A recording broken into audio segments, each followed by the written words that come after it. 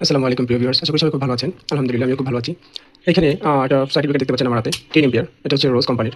দেখতে পাচ্ছেন এটা হচ্ছে মেড ইন জার্মানি। তো এটার এই সিলগুলোকে আজকে আমি খুলবো। এই সিলগুলোকে কিভাবে সহজে খোলা যায় কোনো পরিশ্রম ছাড়াই সেটাই আজকে মূল ভিডিওতে দেখিয়ে দিচ্ছি। প্লাস এই সিলগুলোকে খুললে দেখবো এটার ভিতরে আসলে কি আছে। এটা অনেকটা হেভিও আছে। তো এটা দেখবো এটার ভিতরে কি আছে। তো সিলগুলো খোলার জন্য এরকম ছোট একটা পেরেক, যেটাকে আমরা বলি হচ্ছে ওয়াল পেরেক। এটা আপনারা ব্যবহার করতে পারেন।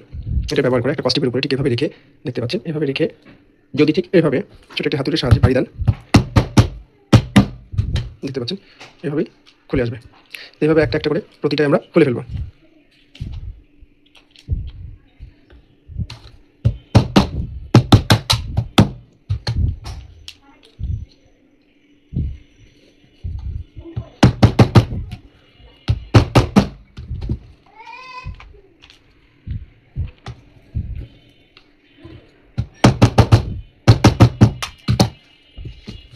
পিনগুলোকে খুলে নিয়েছি।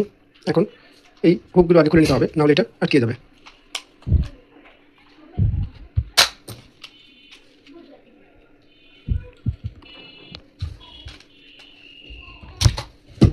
দেখা যাক এর ভিতরে কি আছে। কোনো পিন কি বাকি আছে? একটা পিন সম্ভবত, হ্যাঁ, হয়ে গেছে।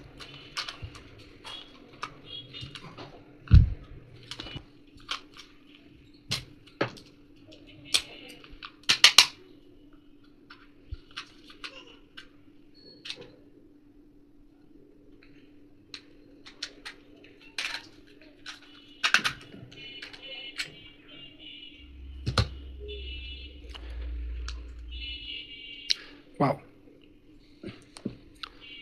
ওয়াও! যদি একটু ধরে দেখি, দেখতে পাচ্ছি এই যে পিনগুলো, এগুলো দেওয়া হচ্ছে লোহার। আচ্ছা, তারপরে দুপাশে কানেক্টরগুলো আছে, এগুলো দেওয়া হচ্ছে কপার কন্ডাক্ট। আচ্ছা, কপার কন্ডাক্ট কানেক্টর দেওয়া হয়েছে। এছাড়াও এখানে দেখতে পাচ্ছি, আচ্ছা হ্যাঁ, ওকে, এটা কিন্তু যখন হিট হয় তখন এটা কিন্তু সংকুচিত হয়ে যায়। ওকে, তাহলে এই হচ্ছে এটার ভেতরকার অবস্থা। দেখে নিয়েছেন এটার ভেতরকার অবস্থাটা। এটা হচ্ছে রোজ বা মেড ইন জার্মানির এটি সার্কিট ব্রেকার। এটা অবশ্য 10 এম্পিয়ারের ছিল, 16 হতে পারে, 20 হতে পারে। তাহলে ভিতরে জিনিসগুলো দেখতে পাচ্ছেন, এখান থেকে স্পষ্টভাবে বোঝাই যাচ্ছে যে ওরা আসলেই কপার কন্ডাক্ট ইউজ করেছে। এই যে শুধুমাত্র কানেক্টরের ক্ষেত্রে এইটুকু হচ্ছে মেটাল, মেটাল যে কোনো কিছুকেই বলা যেতে পারে, তো এটা লোহাই বলি, কিন্তু কানেক্ট করা হয়েছে অরিজিনালি কপারের সাহায্যে। এটা হচ্ছে কপার কন্ডাক্ট। তাহলে এই ছিল আজকের মূল ভিডিওটি। আশা করি সবাই বুঝতে পেরেছেন, দেখে নিয়েছেন সার্কিট ব্রেকারের ভিতরে কোন কোন উপাদানগুলো থাকে সাধারণত। তো ভিডিওটি যদি ভালো লেগে থাকে তাহলে অবশ্যই সাবস্ক্রাইব করবেন এবং একটি কমেন্ট করে জানিয়ে দিবেন আপনার বিশেষ মতামত। তো এই পর্যন্ত ভালো থাকবেন, সুস্থ থাকবেন সবাই। আল্লাহ হাফেজ।